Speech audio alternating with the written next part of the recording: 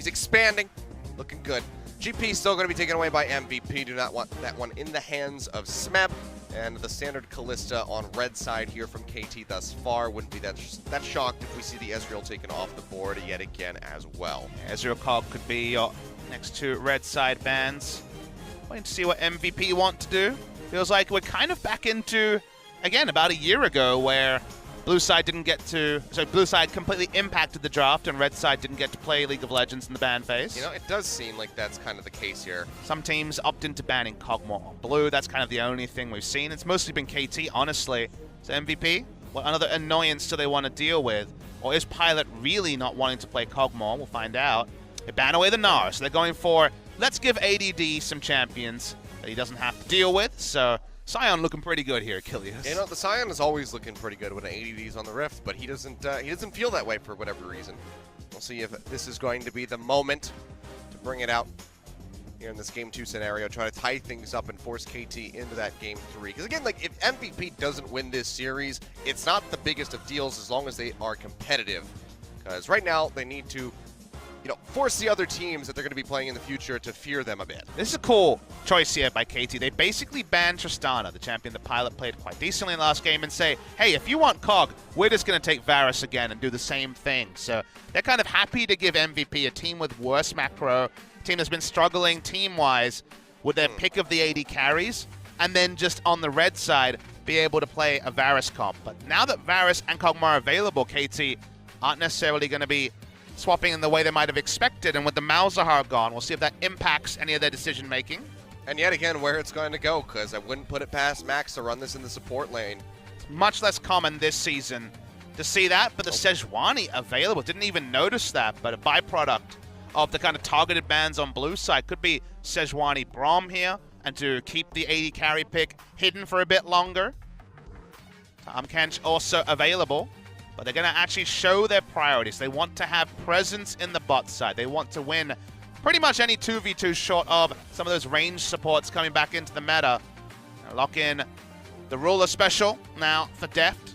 Oh no! Okay, they are going to go more and pick for Deft. So after banning it on blue side, they abandon just focusing on the Varus and actually take the Kog'Maw. Interesting to know. Yeah, it seemed like they were going to set themselves up for, you know, massive amounts of CC yet again, Sejuani ultimate into the Chain of Corruption or vice versa. It's a long lockdown, but instead it's going to go for the Kog'Maw. So expecting a lot of defensive options here for KT in the future of this draft as they get ready to go through those final 3 picks. MVP have abandoned any hopes of 5v5 because we're skirmishing now. We invading, we battle warding. Maybe any hopes of winning as well. Their second game on the Nidalee, like you're kind of alluding to, their first attempt, not great. AD carry pick of Varus, heavily expected here, will be locked in for Pilot. The moment you see Nidalee, you know that 5v5 is almost certainly not going to be the decision. Nidalee can invade the Sejuani. Might see Skrull go fleet footwork this game for a bit of extra movement speed and clear speed. But KT are going to go full Dream Team fight, you'd have to imagine. And starting with the Tahm Kench is probably the way to go. All right, yep, that's going to be the first of the defensive options coming through. So Tahm Kench here from Mata can just always keep Deft safe, just devour him up anytime he gets jumped on, including with that Nether Grasp.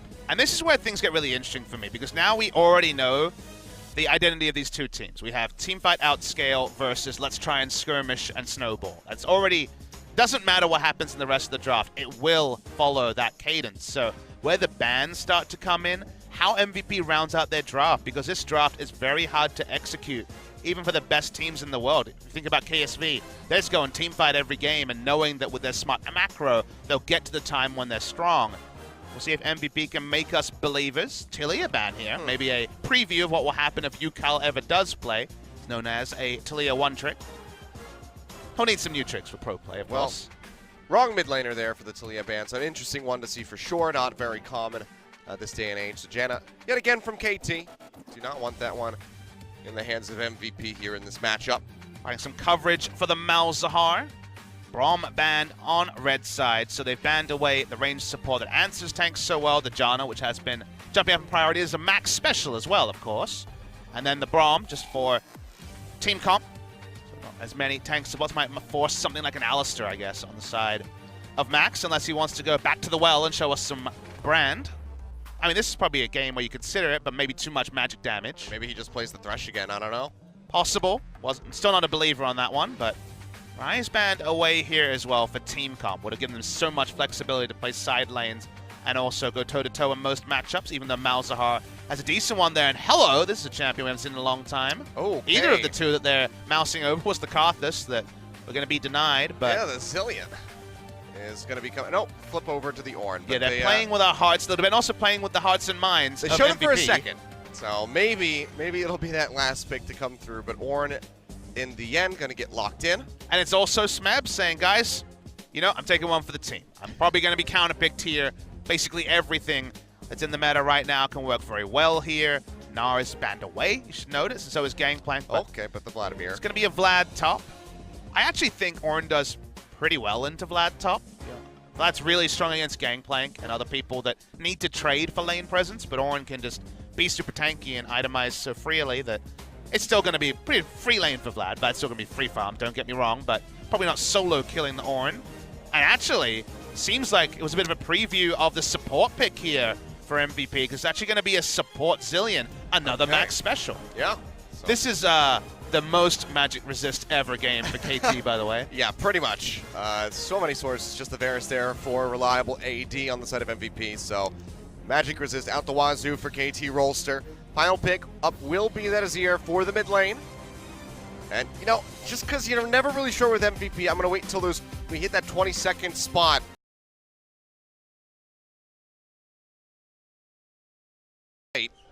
Trying to encourage the players here to have a game-winning performance with their voices. Infernal Drake going to start us off yet again, twice in a row. So looking pretty lucky here for us as the viewers.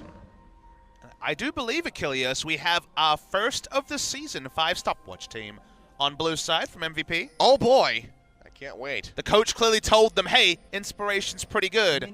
Get some free stopwatches, and they listened. So, all right, catching up to the metas. Rolster fighting there as they are indeed fighting. Pawn going to take that spear to the face as he just tries to get a bit of damage in onto Ian. But no one going to be using any summoner spells. 7 stopwatches overall. We're back on track, Achilles, after a wayward game 1 stopwatch front. It was nice while it lasted, you know. Don't expect anything. I assume patch 8.2 will see some changes with the removal of the quest shield, but maybe everyone will have wards, so that'll be weird. We'll see what people decide on that one. We can get a visual indicator over everyone's head when they have a stopwatch, just for us in the spectator client. So I know, like, oh, they're going low. They're going to get the kill. Okay, never mind. There's a stopwatch. That would be nice. Can't see how the Ornn matchup went in the previous game, and Smeb did a lot of damage, and AD did not, because that's just how you roll. As the Ornn versus the Gnar, but this time we're seeing Smeb on the other side. He's gone for Unsealed Spellbook because he's against a ranged matchup. We never see him against melee matchups apart from Gangplank, so you never get to see something like the Grasp of the Undying. Now that we have the Keystones up there, many Unsealed Spellbooks on the side of MVP. Predictable. A lot of harass there from Pawn, just trying to chunk out Ian where he can, force him to go through those potions.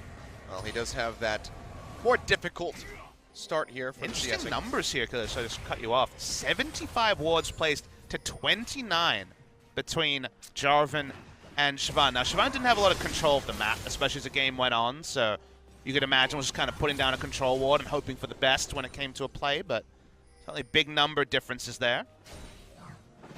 When you are on the Azir side, you're expected to take the aggressor role, so your DPM always going to be high as Azir at the worst of times, but in this matchup, very simple. He was highest in the last game.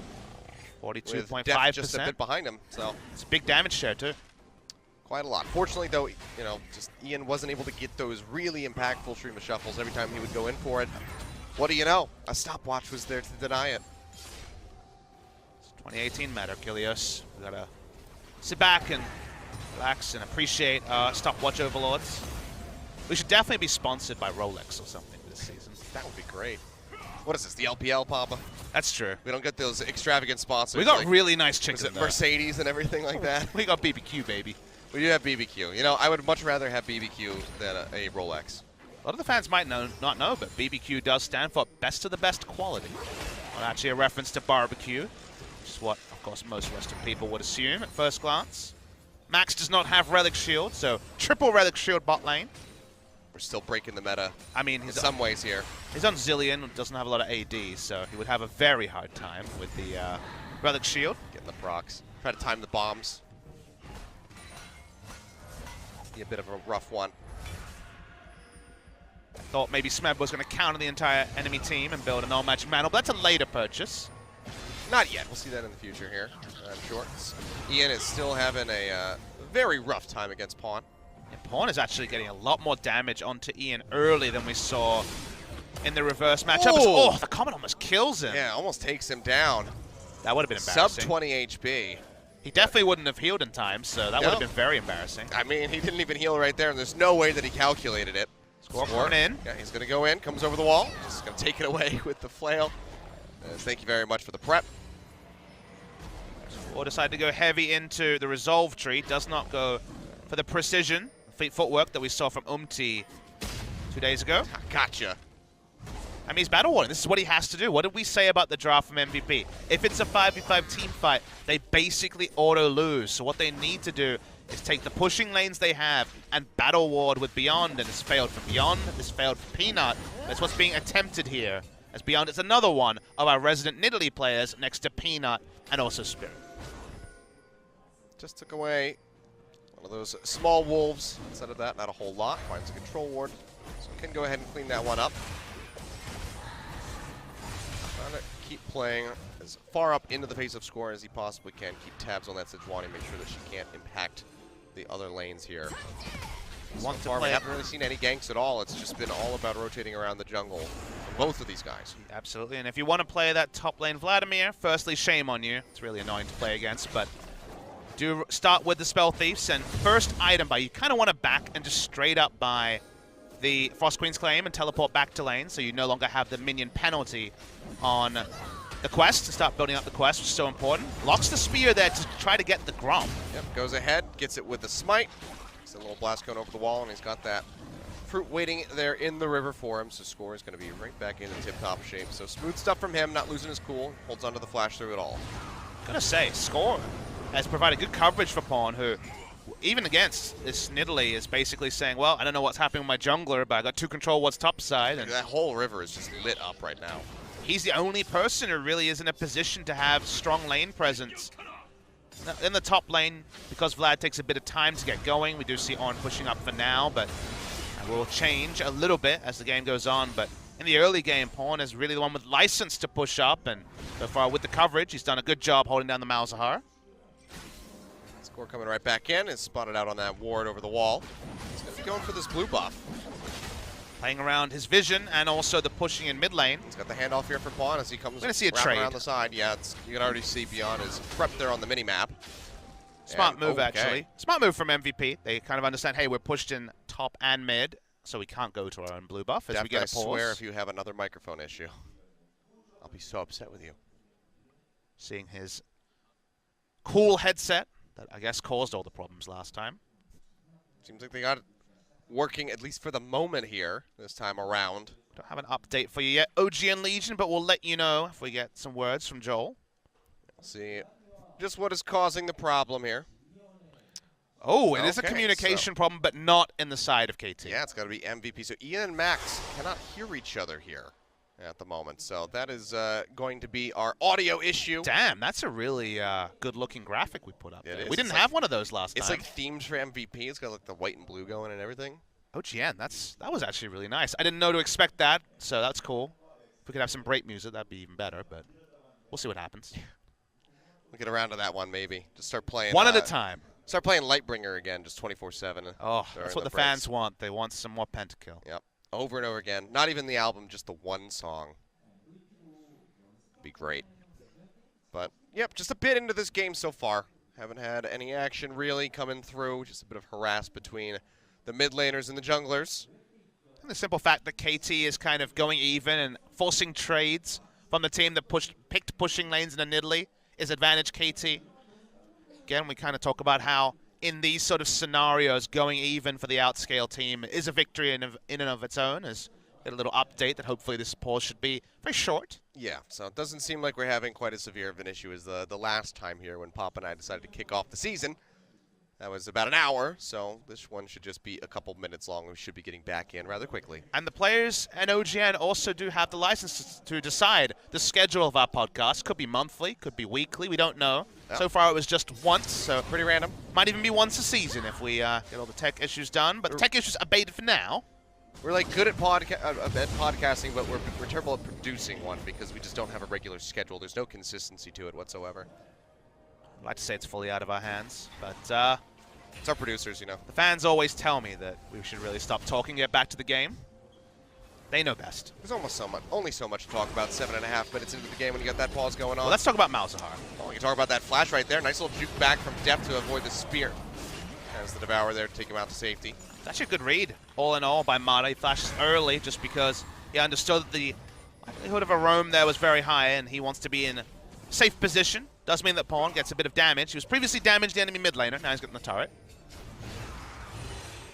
Happier with that one. Trying to get a little bit more there onto Ian. But still going to be a bit. Just has that second Doran's ring and a dagger at the moment in the inventory. So that stupid Azir damage not going to be coming through for a little while. I'll say credit to Ian that even though he's been pushed under turret and heavily harassed out. He's keeping up. Yeah, he's keeping up. You know, 6 minions pushing in now. He's only about 5 behind when I last saw. And not a trivial thing to do on Malzahar, where specifically the E can do some things that unsettle you. Lose CS. Oh, it's going to be the flash in for the Nethergrasp as Beyond comes in from the sideline. Spear connects. He's going to go low. Has the stopwatch to try to stay alive, but isn't going to be enough. Comes back out. Emperor's Divide flashes to the side pawn. Can he do it? The spear comes through and it connects. He walks right back into it, and First Blood goes over to Beyond. That was about as flashy an 8-minute gank as you can see, but it does go successfully for Beyond. It works out. The flash looked out of context, but you can close the distance so far as the Nidalee. They needed to snowball. It's only a single kill, but it's a feel-good moment for MVP. Spear to the face, takes him out after all of the heroics there from Pawn to stay alive. Gotta feel pretty bad, and that's gonna help accelerate that Nidalee here for Beyond. If he can keep this ball rolling, it could be very dangerous for KT. In the meantime, though, ADD gonna be getting jumped on, has the flash, burns it out, gets himself into the brush. Buying time. Tries to throw down the Hemo play, get a little bit of HP back here. Bursts his way up to about 60%, and now they're trying to turn it around with Ian arriving. Bit of damage there from the Malefic Visions in onto score. Does not get hit by the spear. He will stay alive, but great turnaround there from MVP. Yeah, MVP were in position. Credit to Beyond, who was mid lane and then top lane when he was needed. Both gank and also cover for the counter gank. So we see, once again, Pawn pushing in mid lane, but because he doesn't have significant AP, like you mentioned before, Achilleos, those auto attacks not going to be smashing down the turret too fast. Starts to add up, though. Quite a bit, yeah. He is getting a significant amount of damage in onto this. Have to peel back, however, but is trying to get set up for that first turret take there in mid. Inferno almost gave score. Yeah, sorry, red buff. Red buff almost gave score away. I mean, that would be damn impressive if an Infernal Drake managed to get its way over there. I mean, it happens sometimes. Enough Syndras in the game, anything's possible. Well, Pawn, tries to dash out, but the Nethergrass comes through yet again. Beyond, trying to chunk him out, and Brisabide shoves in the Nidalee. He'll jump over the wall, but the last turret shot will come through, and Pawn comes up with a kill. One more hit from the boiling would get it, but no! It doesn't connect, the silence doesn't come through, and Pawn is just stony-faced as he walks away with his life. It was a true swag walk there. Achilleos walks away, no heal, no flash, lives anyway. Made the smart call, and that's the sort of thing that Pawn will really start to get his swagger back from, because he said, hey, I'm up there. I need to be considered. And understanding that, hey, ulting them away, there was no guarantee he would live. He was going to take a 1-for-1. He gets even better. Yeah, beautifully played by Pawn. Voidlink's just not able to keep up with him to get that final hit in. What is it with the KT members and having these very minute getaways that we've seen from them so far? Smeb just barely not getting clipped by that Event Horizon, getting the TP off. And now Pawn able to just outplay two members of MVP, pick up a kill, and keep his life at the same time. It's all fighting words for Pawn, who's gone for the Merc treads early. He wants to avoid that QSS as long as possible. This time score as ultimate. Yep, there we go. All the Forge God coming through. Going to be looking for the pop back, but it's going to be the pool there for ADD to dodge that one out, so Smeb doesn't even bother trying to redirect it, but they have the lockup. Plenty of CC between the two, and that is going to be another kill there for KT. 2 on the board. As Score finds it. We'll get another look at this super close up. Not a lot of gameplay to begin things, but watch when he has the decision, do I ult away or not? Because Malzahar still had his passive up, would have done pretty little. So in the end, makes a smart call to ult him into the turret. We can see that null zone. It's more narrow than you might imagine. That could happen for another player. Doesn't happen for Ian, and Pawn gets away. They were right on his heels there. Everything is barely not connecting. Now looking for Ian to scores around the backhand side. Doesn't have the ultimate available, but offers up another. They don't care about the ultimate killers. They want the turret. Yeah. Will zone him back.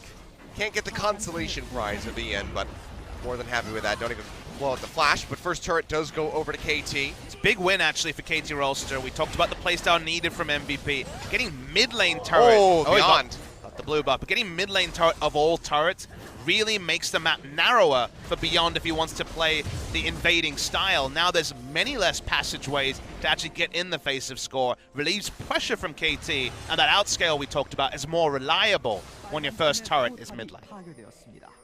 Even with KT having the kill advantage, having the turret advantage, they still find themselves in a bit of a deficit. 400 gold behind MVP here at the moment. So still a very close game that could go either way. We see it's just a game of inches at the moment, back and forth. Pawn getting the outplay there, picking up the kill onto ADD in the top lane, then immediately MVP coming back and getting that blue buff for themselves. So it's just constantly trading these little micro interactions between the teams. And it's helping to keep this very close. Score trying to yet again to get a blue buff. Will get it this time. Goes in for the charge to lock down and Beyond. Ian waiting here in the river. That's going to be Mata coming through with the Abyssal Voyage. They immediately will turn around as soon as they see that bomb line laid down by Max. And Zilean, of course, able to single target, bring back anyone. So smart of them to just back away. KT happy to return to laning phase. Longer the laning phase, especially in bot lane, the better. Once the Rage Blade completed onto Deft, who's about 2,000 gold away, at least based on the items he has so far. Seems like Smeb's having quite a nice time now against ADD at this point. Keeping up well as far as the CS is concerned and just not taking very much damage overall. Deft, however, going to get locked up. Bombs coming through Chain of Corruption, helping to keep him in his place as Beyond comes in. Javelin not going to connect. They have to run their way out of here. Heal gets used. Or the exhaust gets used, rather, from Mata there to keep him alive. Deft not having to use the heal. Good mind games about the use of Devour there as well, as Beyond doesn't need to back away. He'll just get rid of the control ward and keep trying to apply pressure. He can no longer apply pressure to score, so the next best thing is slowing down Cogmore. It's probably the right way to go for him. You always kind of need a mission if you're Nidalee. You're just farming, you're probably making a mistake, so good to see as the mission of bot lane into Infernal, but neither going to happen. Yeah, just Deft and Mata pushing forward, zoning them back. In the meantime, Smeb going to try to gatekeep here onto this Rift Herald. Score moving around the other side. We will see a TP coming through. Ian flashing in, Nethergrass down in onto Score, locks him in, and it's going to be taken away, the Rift Herald there, by Ian at the same time. So kill and objective goes over to him. Smeb trying to walk his way out of here. Pops the stopwatch. ADD charging up, flash away for the Ornn, trying to stay in this one, trying to keep himself alive, has the shield. All the Forge God coming through, gets the redirection, pops up ADD, but cannot get the kill. Beyond now around the backside, has the red buff to slow, can go for the dive if he wants to. It's a bit of damage in, Smeb, juking that one out, trying to TP. Oh. Bombs would have interrupted, he's got to cancel it, and looks like he's just going to go down in the end as Max finds it. He bought quite a bit of time at the same. MVP are still going to be able to push in and take down this turret in the top lane. Your dance moves are only going to take you so far. The teleport wasted all in all. There was just too much damage there, I think, for him to realistically last 4 seconds to get away, but did buy a lot of time. The steal there onto the Rift Herald is also something to talk about. Yeah. ADD actually the one to pick it up in all the pandemonium, and ADD's building for lane here. If you notice, he's going for kind of a Rumble-esque build and going for a very early Void Staff. Rumble commonly will go into first the Merc Treads, then into the Leandris, then Void, just to have the ability to split push in the face of a magic resist stacking top laner, and he's going to get massive value, Achilles, because against 3 tanks, and all of them look at the enemy team and go, you've got almost no physical damage. Even Pilot, if he is going to be going for the Rage Blade, which he will be most likely, is going to be basically magic damage only. Confirmation there, I haven't actually looked. Yeah, Wits End starts, so yeah. Certainly going to be magic damage focused. So a lot of value on Void Staff. Well, 2-1 there as far as the turrets are concerned, but MVP still with the lead. Almost 2,000 ahead at this point to 16.5 minutes in. The Infernal Drake still hasn't been taken since that brief visitation from Beyond. Still will be sitting there on the board as a very juicy objective now that that Rift Herald's been taken away. Mata just snatching up the Raptor right He swag there. walked. He actually did cancel there and do a couple of laughs, so felt good about that one. Getting in the head of the enemy. Gotta do it where you can. Yeah, just going to be the bottom lanes joining into the mid here. Trying to keep the waves pushing away. Apply that pressure in towards the tier 2 turret. Help open up that dragon for them. We are in this awkward spot where we talked about how they want to do things early. This does qualify as early, but the big one-item completions of Rageblade and Nashor's there for Deft and Pawn respectively. Beyond, does he want to come over the wall? You can see KT waiting to try to interrupt him. Could just be the Smite War, and Beyond's going to take it, and he can just exit straight out the back of the pit. Throws in the Javelin.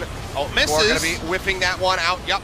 Has to get devoured. Carried out by Mata to try to keep him alive. He's still going dangerously low as MVP looks to pursue forward. Deft doing his best to sit in the front and dissuade the members of MVP from pushing forward, but he just doesn't do that much damage as a Cogmaw right now. KT, they go for the hard commit, but just gets taken away. Yet again, Score missing out on another Smite War. And KT kind of messed that one up in almost every way. They have to use 3 flashes, both of their bot lane members and Score. Whereas MVP get the steal, they get the positioning on mid lane as well. A lot used there for KT, though. Whiffing from Score, not a good look either. They want to play the delay, they want to delay the game. First Drake being Infernal going to MVP is not great, but it's 18 minutes, so at least that's on the delay side of things. Delay side of things. Regardless. It's okay. Words are hard. You pick it up, you realize that MVP needs to be picking up those objectives. The fact that it was forced by KT and then whiffed, not great look for them. Yeah, double whip there from Score. Really rough stuff, and they need to tighten up if they're going to be able to close this out. MVP are in a pretty strong spot here.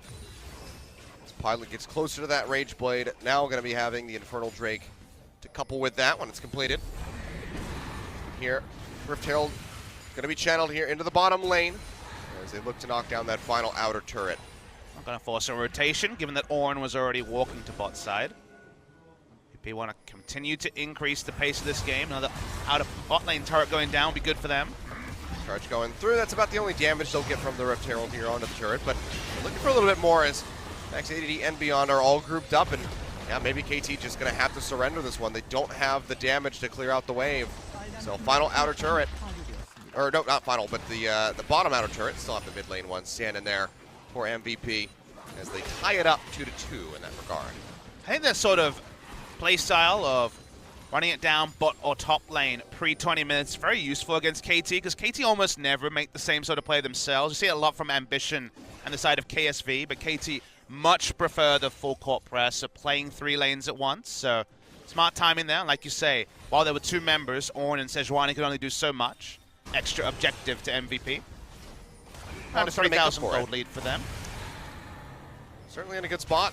And again, you know, we're talking about this earlier on. KT trying to fight from behind has typically been a weakness for this squad. Yeah, I'll give them credit where credit's due. They looked a lot better at Casper Cup doing that as the chase is on. That but was predictable. Dodge that one out. Does cost him a bit of HP as ADD will get jumped on. Abyssal Voyage coming through. Mata and Def looking to join the fray. ADD pretty much just trying to buy as much time as he possibly can for himself at this point. Oh, he really does. Let's get the heal up. Running his way up. Hemo Plague coming down. There's no way out of this one for the most part, but at least just make it more difficult for KT. Slow up coming through as he goes into the pool.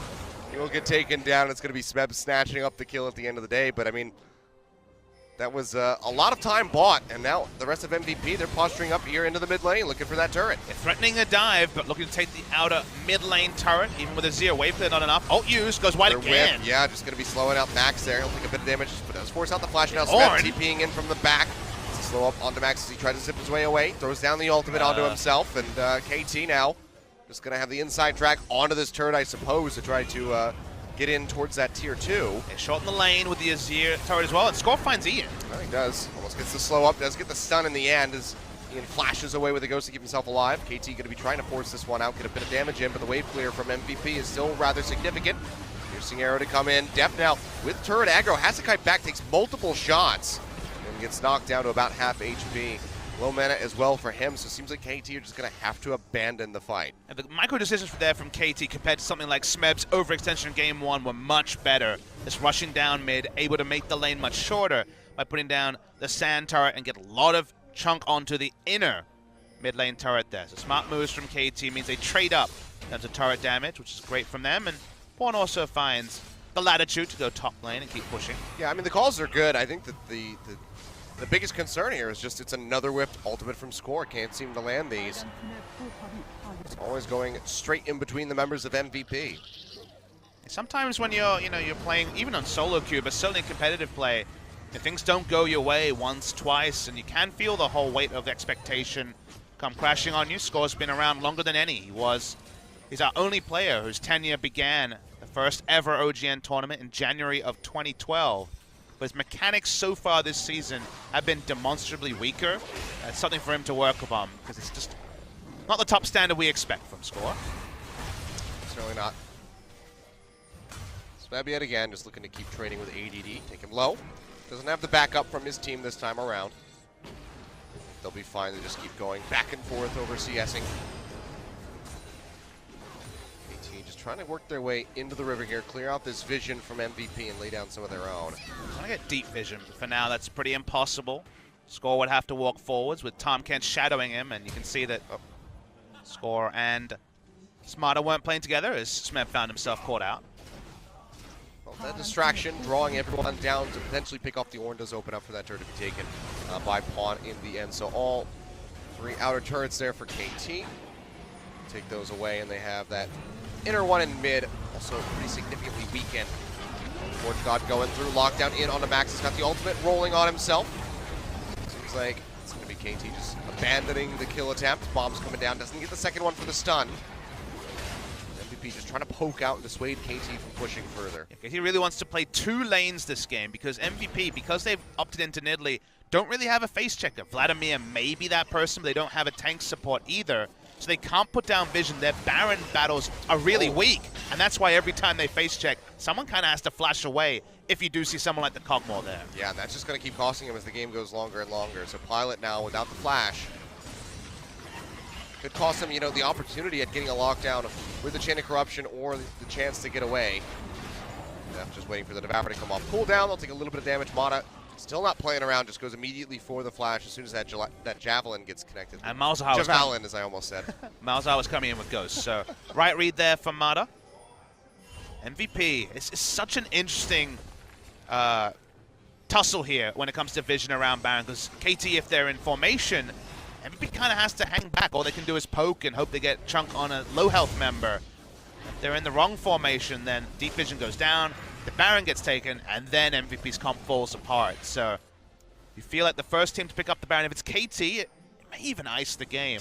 But if it's MVP, it's a start to kind of march towards actually being able to push into the KT base. Well, they're trying to double this right here as Score and Pawn just go straight in onto the Baron. It's completely in the dark, and they have the rest of the squad kind of showing, but the Baron does so much damage. You can see Score getting chunked out. They need support here. Missile Voyage will come through. Now the full commit coming in. But with Pawn and Score already so low, there's going to be some very swift kills getting picked up here by MVP. They almost have Score Nethergrasp. The flash takes him over the wall. He gets out of there safely. Deft is stuck in the pit, however, nowhere to go. Seems like he's just going to be trying to trade back here onto Ian. Takes him low. Zillion ultimate is there. Deft still firing away. Can he get the kill? No, not going to happen. He gets taken down in the end. They'll also find Pawn at the same time. So 3 members down on the side of KT. They'll have 2 Baron buffs to work with. And that certainly didn't go to plan. They tried to get the sneak away, but as soon as that Abyssal Voyage happens, it's pretty blatant for MVP as to what's going on. Yeah, it was all pretty messy. Score doesn't have War Marks. He has the magic resist here, so he almost dies straight up from the start. Actually doesn't die to the ultimate there coming through from the Malzahar. Deft is caught alone, and MVP are like, okay, let's chase other kills. We've got Deft. But Deft is powerful. He turns here between 2 targets, wants to split his damage as much as possible. They assume he's going to die to the Voidlings. He ends up bomb on the Voidlings. He ends up trading flash for flash with a Zillion, which can be relevant, but usually isn't. So it's probably a trade down, all things considered. And a top lane in a turret going down for KT Rolster as well. Yeah, 2 turrets taken there by MVP with those respawn timers. KT, so even though they're the ones with the Baron, they're still going to be the ones losing the objectives. And another one ready to happen as this Cloud Drake will get taken by MVP. So, yeah, extremely rough spot now for KT as they slip further behind, nearly 5,000 gold down. Smeb's items make me grimace because he's already upgraded his Abyssal Mask, which usually is not the best choice. Be like, okay, what about the item slots? You want to keep your control ward slots. He has a damn refillable still in his inventory instead of a control ward, Achilleos. I mean, hey man, that gets you like 2% of his total HP right now. He has a cloth armor, a Doran shield, and a refillable. No control ward, and he upgraded his Ornn. That's just bad. Yeah, well, that's fair. I know you don't have an answer over there, All I can do is Achilleos. shrug at you, man. I agree. Well, I don't know what Smab's on today. He's being a bit creative. Maybe he's trying to lull Untara into a false sense of security for the telecom war. Who knows? Yeah, there you go. The really big. Look at me. I don't even know what items. 40 chess mind game style here. Smap going to be looking for the knock up there. Does get it onto ADD. They shove him back with the Emperor's Divide, and that is going to be pretty much a dead Vladimir here. Redemption getting ready to come through, but no, Max has the denial with the ultimate from the Zillion. He'll come right back up. Goes right back down. Mata taking away the kill. As KT pick one off. The rest of MVP converging onto this bottom lane. It's brute force approach here from KT. Yeah, very, very strong. They have a couple of Baron buffs as well. Said if they get the Baron, it could be big. They got the Baron. When score at least is grouped. Gotta be careful though. Pawn very low. Deft, however, pushing here in the mid lane by himself, is able to take down that inner turret. So bringing back the gold a little bit here for KT. They have to wait for the minion wave, which is still halfway up the lane in order to continue this push. For now, it's just going to be that empowered cannon minion chunking away very steadily at that turret. In the meantime, the rest of KT deft, especially here, trying to siege up, get some damage onto that inhib turret, but very little avail. Minion wave finally comes in bot side, but showing a lot of respect and restraint here, KT Rolster. Less than you'd imagine in this scenario. Only playing 2 lanes, because top lane was slow pushing. It's the way of KT. Back away with only a chunked out inner mid lane turret dispatched. Otherwise, pretty low value Baron buff power play. Kind of expected when there was a full reset after all the deaths. I mean, any bit of movement forward here from KT is going to be good, considering how far down they've been and how punished they were after taking the Baron. Says thank you very much. Puts it out to the side. Scuttle Crab seeing areas never seen before. He's just trying to go home, man. We've all felt that feel. He doesn't want any involvement in that. Looking for the knock-up, does find the connection there in onto Max. Another pop-up to try to finish off the Zillion. He's got the ultimate ready to go, so he'll be brought back into the fight. So takes a little bit of damage there off the back end, but he's going to be fine in the end. Yeah, it's CP not necessarily gets canceled there by ADD. Not necessarily the biggest cooldown either, because the minions in both bot and top pretty centralized, so usually forcing out the Zillion ult might mean an immediate re-engage, and they still had the Sejuani ult up, but now at least, rinse and repeat. This doesn't necessarily concern KT. They still have full trust in their team comp when it comes to 5v5 fights, but credit to MVP. They largely have been able to find smaller skirmishes. They largely have been able to play around the small mistakes from KT rather than necessarily opting into a true 5v5. The long lane, this sort of scenario with 10 champions, is the only area where MVP are desperately avoiding. Well, 30 minutes in here, 6-4. 3,500 gold in the lead for MVP. Certainly a better spot for them compared to what was happening in game number 1. Closing it out, that's where it's going to be really difficult for them. It's been overall pretty steady for MVP. It's been looking rather good.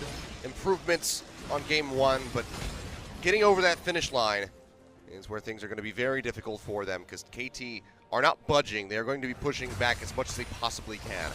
It does still feel to me like an inevitable KT victory with where the game is currently at, but the amount of things that can happen between now and then that really are kind of more concerns for KT going into that very difficult match against SKT are numerous. This is not an easy game to clear, because you look at MVP, a lot of wave clear, a lot of poke, a lot of damage needs to be respected. Someone loses their health and then you have to back, and then your minion waves are in the wrong order.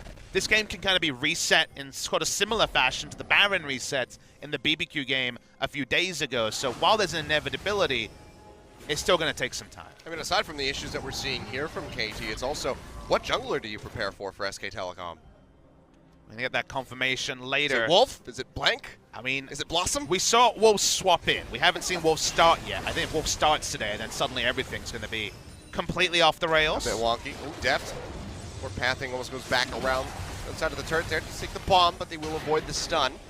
Score waiting in the brush will get spotted out. Throws out the ultimate, lands this one, but Max immediately going to be free to that. Beyond with stopwatch.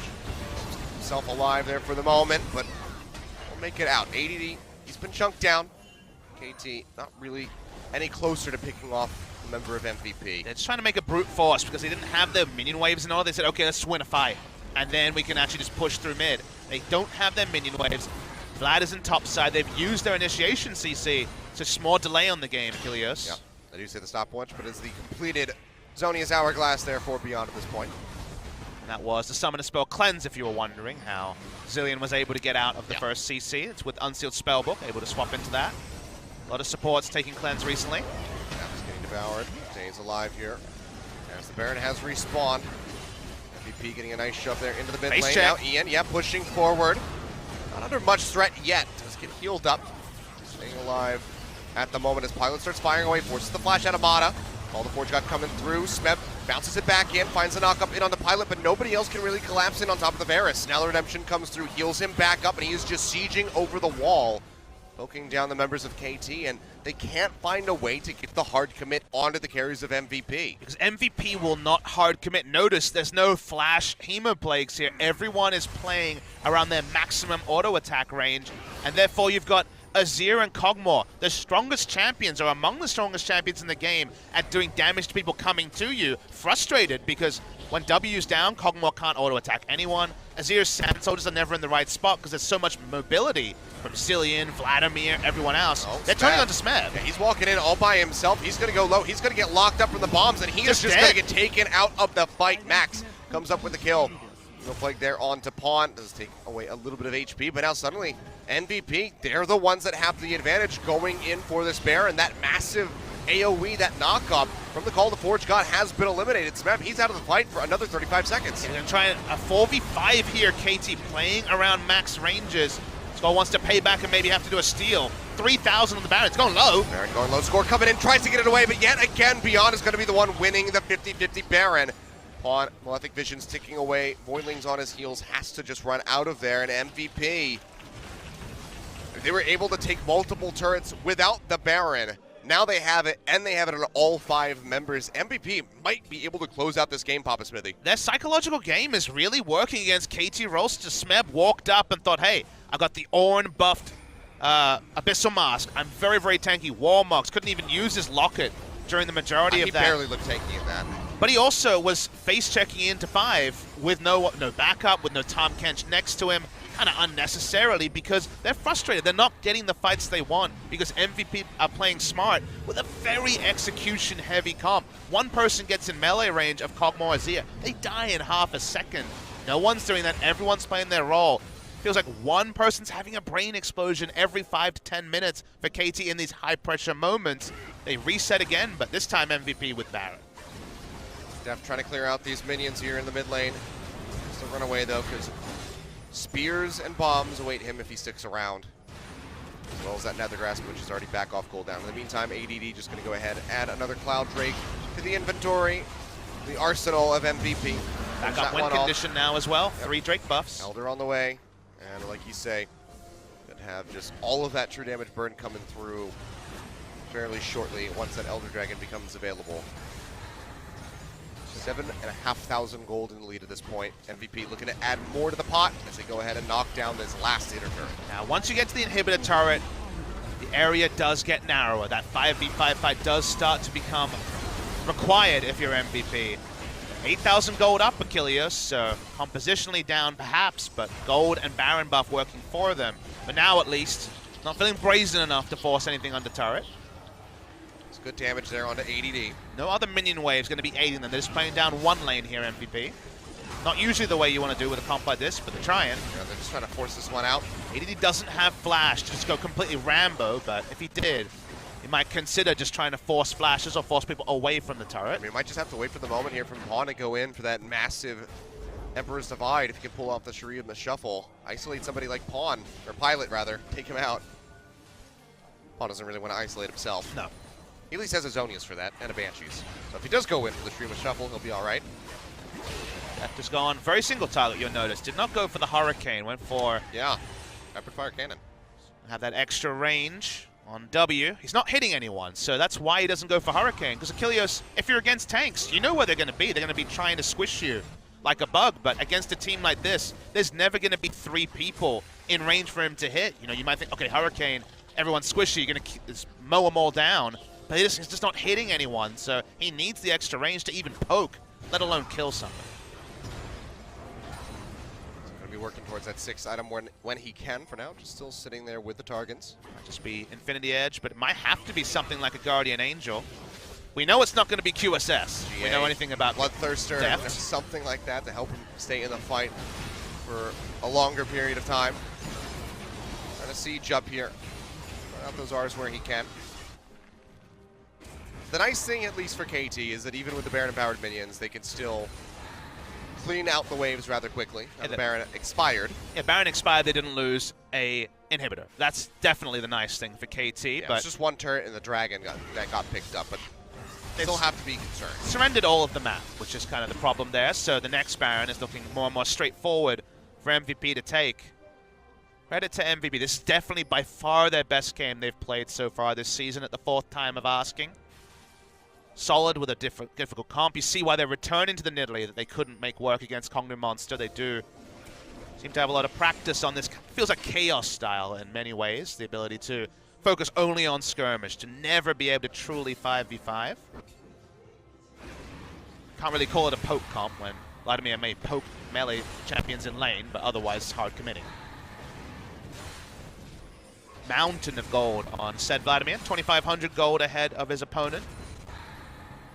So now, though, what is going to be the next move for MVP is kind of the question. You know, even with the Baron buff, they weren't able to siege up and get in onto those inhib turrets. Did they just wait for another Baron or wait for that Elder Dragon and allow for KT to farm in the meantime?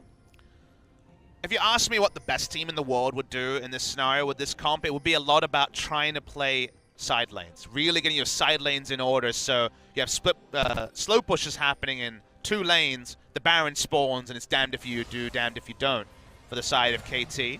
MVP haven't been a great team at playing their side lanes ever. That's never been a strength of their play. Their preparation for games never really led to that. So I think for them, it's just a lot about playing around, trying to find picks.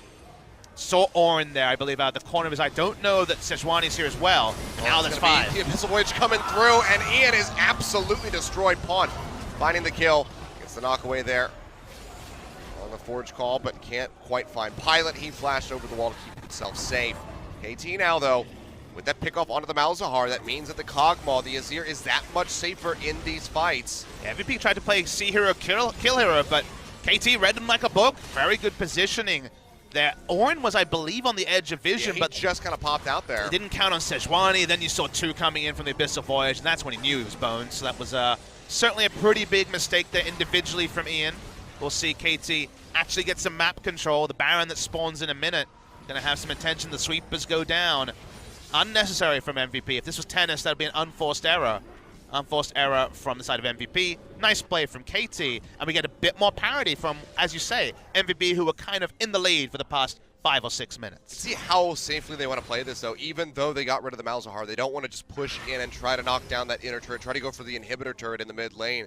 They still don't want to get ahead of themselves. They know that there is a lot of deadly power on the side of MVP with Pilot, and Max, especially, still alive in the fight, can completely deny any pickoffs that KT get and help turn those fights around. So they just go ahead, they kite back, clear out the waves, and get prepped for this Baron that's going to be spawning in 15 seconds. And they've definitely got the double whammy or the 1-2 punch of the scaling teamfight comp and Orin giving them basically a 7th item, you know, an extra 5,000 gold worth of stats coming through with the upgrades. See upgraded Zonias and the cheaper upgraded Redemption coming through on the side of Tahm Kench. I don't believe Death actually has an item that can be upgraded yet. Yeah, I don't think so. Infinity Edge would definitely be the one I'm thinking of for ADs. Needs to get rid of the Relic Shield there. You definitely hold on to Relic Shield till you have a full item. Oh yeah, you don't want to just buy it for a component. If you're wanting it home, you definitely don't swap BF's sword for Relic Shield. You wait for the full item because you get so much value from the shield.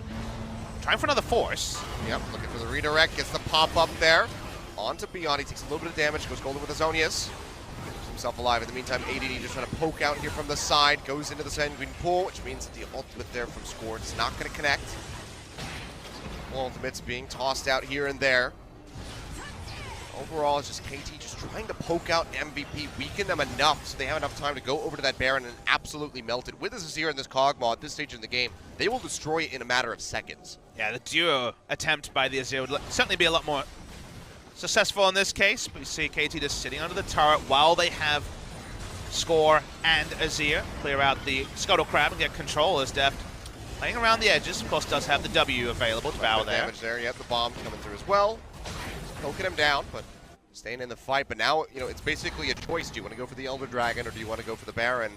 In this context, given the 3 stacks for MVP, KT taking away the Elder might be the best play. No, there's going to be less preparation around it, but it is pretty low value for them. It's more of a denial, like you say, than a real win, but a denial's a denial. They're trying to do this out, but the Spooky Ghost coming Beyond through here. is going to scout this out. Yeah, they're going to see it. They see how low it's going. Beyond. Seems like they're just going to go ahead and maybe surrender this one. They're going to run to Baron. Yeah, he's calling out the ultimate to try to interrupt this. That's going to be the Elder Dragon finished. It is straight on Baron. Yeah, they're starting it up. They're going to get this probably too fast. They do plenty of damage as well. Yeah, 6,000 HP ready to go. Baron going low and Score just not in the pit. That will be the takeaway there from MVP, but can they make it out with their lives? Smeb pushing forward, looking for AD. sees a group team. Tries to find the lockdown onto the Vladimir, but cannot get it, so just going to be an exchange of the objectives there. KT, they get the denial on the Elder Drake, but with no stacks, they're not really getting that much benefit from it. I mean, it was a good read from the side of MVP. They knew, okay, we could contest, but why contest when we're guaranteed a Baron that is of higher value than KT's Elder Dragon? Longer duration, no buffs for KT to get more true damage on it or extra effective stats from the lack of Drakes they'd picked up, so it's really big here from MVP. That's the smart move. That's just basically getting a steak dinner when the enemy gets just, you know, a piece of sushi. At the end of the day, they've ended up getting more power, more bang for their buck, and that means that now, once again, KT will have to have the game delayed. This one's just going to keep going on and on. 44 minutes, getting ready to come up here on the horizon for us. See just how long it's going to take to close this one out, because again, I mean, there very well could be a Game 3 waiting for us after this, Papa Smithy. I wasn't believing it when I saw this comp that failed for them against Kongdu Monster locked in, but their play has been so much more reliable around it, and the KT that all the members were saying was going to be there, the team being more on the same page, turning 5 individual stars into a team, we still haven't seen it in the first week of the LCK. They've kind of been all at sea in big ways and small. KT do remind you so much of their 2017 spring presence, let alone any kind of extra reliability to their play, but they still have the team fight advantage, and you still have to win a team fight to end a game. Well, they're waiting over the wall, but the minions come through, so Score does get spotted out before he can throw the ultimate. Trying to get a lockdown there on a Beyond. Fortunately for him, he's pretty tanky, so those javelins coming through from this fairly stacked Italy aren't doing a heck of a lot of damage to him. But the siege has begun, and MVP have already very much weakened this turret here. The deflection there, Ian's still going to get popped up. They go forward, trying to get the lockdown. He's down to about half HP. So KT going to be hesitant. We'll go ahead and start turning around. AD on the flank, he returns the turret. So much AP, chunking it. So Voyage coming through, going to be looking for the lockdown there onto the Vladimir. He's trying to zip his way away with that Ghost. Gets very low. Ultimate coming through from Deft. One more hit would do it, but he just can't quite get in range. ADD will walk away with his life. Some minions on the turret top side as well. They back away, no punishment to the side of MVP. Rinse and repeat possible, but not with the Baron buff. About 50 seconds left on that, so they won't get their waves in order. Could have been the pivotal moment in the game, but we slow down. Deft has gone very low damage. He's actually finished the Mormal Mortius last, focusing on magic resist, basically saying, at some point in this game, I'm going to be sitting and taking damage, but outputting more than they can take, and hopefully Pawn can do the hard work as well. Not a huge fan of it. We knew from the previous time Deft played, he wasn't going to be going towards Mercurial Scimitar. To some degree understandable with the Tahm Kench next to him at all moments, but now you can't make a positioning mistake. And it's the weird spot where you went for extra tankiness with the Maw, and yet you can still be completely obliterated because you don't have a QSS, so it's very, very tricky here. Devour and Flash, so important as ADD. Yep, just waiting in the brush right there. Mata going to take a little bit of damage, and Pawn going to shift away. Nice and safe in ADD. He barely took any damage, immediately just gets hopped right back up. But the side waves are advantage KT, so We kind of reach a stalemate again. I feel like this is going to be a double Elder game here. We might see the big 60 this game in terms of minutes played. Well, Pawn just having to respect Ian there, threatening that Nether Grasp, immediately flashes away, and that's going to be the turret line getting broken inside the base of KT. Ultimate comes out, does get the lockdown there onto Pilot, but nobody else can go forward. KT just kind of wavering here in the face of MVP. Stun goes through, gets a lockdown in onto Smeb so far. Inhibitor getting focused out now, down to about half HP. Silence! The knockback, but oh yeah, the silence, he can't get the redirection. Massive turnaround there for MVP as they try to finish this one off. AD bursting right back up to full HP. Like nothing ever happened. He got hit by a max range spear, and now the Maw does proc, so there's another tool not available for them. MVP, they have a minion wave that's been slow pushing all this time. They're going to taxi it, they're going to try and take a second inhibitor. Cooldowns are short for Smeb. He still needs another 20 seconds. He will not have it for this wave. Frontlining takes a little bit of damage there, but still going to be all right to stick in the fight. Charge away by Smeb, making sure that he can still be a frontliner if the hard commit comes through from MVP, but it's not going to. They're immediately just going to go ahead, turn around, give up on that fight in the bottom lane. They got the inhibitor in mid. That's going to alleviate a lot of pressure. They also have to answer this top wave. And the bizarre thing here for KT is that inevitability of the late game with such a low damage, but okay, he's adjusted again. Notice that now he does actually have sold the Wit's End, bought Infinity Edge, and now upgraded it to the Own Infinity Edge. That's important because I was struck by how little damage the Cogmore was doing. Doesn't mean his attack speed is a bit lower until the Ginsu Rage Blade starts to stack up, but Deft at least now has threat that was actually pretty absent the last time we saw an extended fight. We'll have to see, just how much of a difference this is going to make in the next skirmish. But if it's a significant one, which, is kind of what we're expecting, if he's able to fire off, then you have to wonder, just think about how much better the game would have been, maybe even over in a victory for KT if he had just done this sooner. I mean, there's gold values. Wit's End is a lot of power for his team. And always a bit down if you don't. As ADD just wants to get on Deft. Yep, he's going to go low. Power comes through, however, keeps him safe. A lot of flash down now. A little bit of damage there. Now going to be the Nether Grasp in onto Score as they try to finish him off. While the Forge God comes through, gets a double pop up there onto Pilot and Max. This Pilot takes a good amount of damage, but the heals coming through from this Nidalee are just huge. 749, I do believe, right there onto Pilot to keep him in the fight. So can back away. Warmogs will do the rest. This is one of those moments where they can walk up. They know some important cooldowns are down. So short, though, is the Malzahar ultimate. You blink and you miss, it's back available in about another 8 seconds. So much tiptoeing here, back and forth. 20 seconds onto this Baron now. KT would love to at least get a pick off onto somebody. But the heals coming through. The Zillion ultimate there to just ensure that they stay alive. When was the last time so difficult? Pawn was even in range to damage someone? He's been kited this entire game. He gets like one soldier hit in and then they're out of range again. Or he moves up, gets hit by a spear, and has to exit the fight. Yeah, throws down the turret, but that is going to be taken down very swiftly. As Pilot just opens up with the auto attacks. They finish that one off. Emo Plague almost off cooldown. Got another few seconds for that one. No flash, so ADD can't just jump over the wall and try to pull it off. And oh my god, Beyond. He gets ripped apart, but they found Deft. They take him out. And now KT going all in. They trade it back. Pilot goes down as Pawn finds the kill. Pawn can win this fight alone. He has to try to stay alive. Malefic Visions are ticking away onto him. He is out of the fight, as is Mata. Now it's just Smeb and Score. Very tanky, but on their lonesome, trying to kite their way out of this. Yeah, if it was full health Azir, he could have carried it, but he has a full health tank line, but no health himself. 80 carries traded. Pawn has to back away completely. They can predict that he's in base healing right now. And MVP, no mana on Beyond, so maybe Baron is going to be a bit tricky for them. Seems like they won't be able to go straight in for that one. Though they have burned the TP. Ian just TP'd over. It looks like they might just be going for this. Spear goes through. They're going to start this one up. Score's waiting in the wings. So much stuff happening. Score here, full health for the steal. Azir back as well. No guarantees here. This is the moment. He has missed the secures on pretty much every objective this game. Score has to find this one, but the Nethergrass comes through. Redirect there on the call of Forge God. Gets the double pop-up yet again, but the Baron is going to go over to MVP. For the kills, haven't found any luck yet. Pawn trying to just fire with his hand soldiers over this wall, trying to get onto somebody like Beyond to take them out. He just can't get in range, and Smeb gets absolutely chunked down.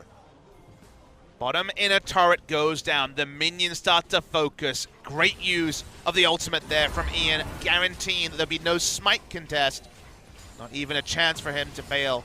It's completely zoned away. No AD carries always makes these scenarios so different. You want to give the advantage to the consistent damage dealer. That consistent damage dealer is Azir. But for once, Azir is being kited and outranged at every moment because no one is walking in to the Sand Soldiers. Everyone is kiting them. I mean, I don't think we've really seen Pawn go for a massive Emperor's Divide play this entire game. He just hasn't had the opportunity, and he knows that if he goes in, he'll probably die before he can even use the Zonias, which I think he just sold. He's varying up his items. He could have considered actually going for something different here. He's going to go for maximum AP. Chain Eruptions comes through, doesn't get that second proc to lock down the remaining members of the KT that were in the range. This may also give him Zonia's back. That might have actually been a cooldown move. I didn't quite miss it there, but sometimes selling and reselling and Ornn items have different properties. I know that if you have an Ornn Lock of the Iron Solari, you can sack it with a normal Lock of the Iron Solari. There's little things there, but assume it was for the cooldown as now Elder Dragon started. Second one of the game, remember. It is KT here on the left, MVP on the right. Both of them will be doing a massive amount of damage. Score. Can he do it? This is like his 5th try this game to try to get the steal away. Nethergrass available yet again as the Elder Dragon starts to get the reset. Pop-ups coming through, looks for it, and he finally takes it away. Now the ultimate straight in, gets the lockdown. Zillion ultimate there to bring back Beyond, but he has got to get out of dodge, jumps over the wall. Pawn just flashes forward, he wants to keep fighting. The hits coming through from depth as he's trying to knock him down with the artillery. Beyond still looks like he's going to be elusive enough to stay alive, but now Pawn going forward, gets the Emperor's Divide, tries to pin them into the wall, goes golden, tries to stay in the fight, but he's not here. Take it out. They actually turn this one around. Pilot comes up with the kill in onto Smem, and now Pawn's been taken out, but Steph, he comes in, he's going monster mode with the Cogmo, a double kill immediately coming through, now healing all the way back up, just about to full HP, and Beyond and Max are stranded in the lane. Just an insane passage of plays. Azir flashed all the way over just to close the distance to do damage. Flashed in for Def, who flashes in again, eventually going to get Beyond. Zillion was actually just trying to slow down the push of the minions and going for a long run. The Yakety Sax in full display here at Achilleos. And yet, because they've delayed so much time, you see the pings, but KT are not super fast. What can they get from this? I don't know if they can end the game. The death timers are so long, though. It's 13 seconds here on ADD. He'll offer up a significant amount of wave clear. 30 seconds on Ian, another 30 on Pilot, with Max alone right now to try to defend this. So Inhibitor's certainly going to be going down. You can see Max is busy just trying to get rid of the minion wave there in the top 7 of the map. It's going to be a single Inhibitor, if any. Respawn time on Pilot, still 20. All right, should be one Inhibitor here for KT. Yeah. Get this and they can get out safely. ADD is just kind of tickling Score in the front line here. What does it mean, Achilleos? Because you see an Inhibitor go down and your color caster bullet points say one more team fight and they'll win the game. But they've gotten one team fight in 55 minutes because they've been so well kited the entire time by MVP. You're going to see the replay. So it starts here. It's going to be a long one. This is kind of lose-lose because KT need to steal this, otherwise they probably lose in a DPS fight to the 3-buff Elder Dragon. It goes down, you say, okay, they've got the one pick here, they're going to have to back away. MVP start kiting down, and the only way for Pawn to not get kited is him flashing over the fat wall and going in alone. This is the reason Deft wasn't there. But Deft not being there and being distracted by Beyond almost lost them this fight. Yeah, I mean, Pilot just turning around, getting this double kill at the end, just chunks out Smeb straight into Pawn. And then Deft announces his presence with a flash in. He does have that super infinity edge. Hello, how's it going? So much had to happen for them to just get something resembling a fight. This is a mess. Pawn at least has read. He's like, all right, I'm going to get one round of spells with my Sand Soldiers. He's actually bought Berserker's Greaves. He's sold his Merc Treads to go for maximum damage. Even if he dies, it might be fine. This Devour is drawn out. We're looking for that slow up there on the ADD, doesn't quite find it. Deft has to be kept alive. That is the hope here for KT. Even if Pawn goes down, if Deft is there in the fight, they have a chance. At this point, over 100,000 gold for both teams. The gold doesn't matter anymore. 10-10 in kills with an hour on the horizon, just 4 more minutes to go, and we'll be breaking that 60-minute mark. This is definitely the Who's line of team fights where nothing matters except for, you'd have to think a big outplay. I think the biggest thing that matters for KT is Pawn having flash up. to try to do a big play with Zhonya's. He doesn't have flash about another minute. It does ruin some of their options. Inhibitor respawned in mid lane for KT, but MVP with so much ranged pushing have moved the minion wave up as far as possible. One more mistake could still decide this game either way, Achilles. Pushing back in here to the jungle, red buff trying to be handed off, but not quite going to happen. Will be the smite away there from score to make sure that they can take it. As we have a minute and 10 seconds left on the clock before that Baron comes up. We'll go ahead and flash it. I was actually just looking it up myself. What was the longest game time of last season? And that's going to be it right there. KT, of course, involved. Oh, we're beating it for sure. 59-54. And it took them 55 minutes to get one team there's fight. There's no way in hell that we don't exceed that. It's going to take at least 10% of 55 minutes for them to find the second one. So. Yeah. And the awkward thing is everyone's like, you know what? I could use my summoner spells back up for the next fight, which will decide the game, and that adds extra minutes. Ugh, just insanity. Even with or upgraded items, it doesn't matter in the late game fights because they're not really fights. Yeah. Basically, it feels like MVP are the boxer with like the fleetest footwork possible, just darting in and out, never actually presenting themselves to be hit. And KT have the knockout punch, but they can just never hit MVP. Surreal stuff here. Still don't know what the turning point will be. To me, it's going to be a single individual mistake that will really decide this game. Trinity Force on Kog'Maw. It's just to help him close the distance with the rage passing. Well, here we go, straight down the mid lane. They're pushing down into the bottom side. Trying to work that one away from the base with that Zerat portal. Baron completely blacked out here for KT at the moment. Throw down the one scrying orb, but it's going to be taken out immediately. And MVP, they're just going to open up in onto this Baron. Depth gets them vision with the R. Forge God coming through, pops up two, takes a little bit of HP away from Beyond. That walks up. Okay. Spits out Depth, keeps him alive. ADD goes forward, he just gets chunked out. The heals start to come through. Nethergrass thrown down by Ian. The shield comes out, but he's still going to get taken down. Pawn finds the kill, now goes in. Emperor's Divide comes through. Max in the back line, will get taken out on double kill. Over to Pawn here to start off the fight. Pilot answers one in on to score. No smite available for KT, which means they might not go for the Baron, even with the man advantage. We all back away after what looked like on first glance will be the deciding fight. They do have Warmogs here on multiple members. They're going to return to it. They don't know ADD is still there. Beyond's going to be here. Pawn and Depth can die to one rotation from Vlad. See the piercing arrow there on Depth does chunk him out. This Depth has to so open up on the Baron risky. just to get healed back up. Pawn is still so low. All the Forge God comes through yet again. They get the pop up in onto Pilot. Can they finish him off? Pawn goes for it. Depth is there with the damage, and they do finish him off. Beyond trying to get the hits there onto the Azir. Does get him in the end, but pays for it with his own life. And now with no smite, just the Vladimir, they would have to, they would get the Baron, but they're going straight into the base. Finish off that inhibitor yet again. KT just shy of 60 minutes. I don't think we're quite going to break the record here, Papa Smithy. Yeah, Vladimir Waveplay is going to at least buy time, but you're right, the game should end here. KT finally do it after Pawn was the biggest man in 2 fights in a row. He knew his role, maximize his damage, get into the backline. He does it. Game ends at 59-54, and KT Rolster were made to expend so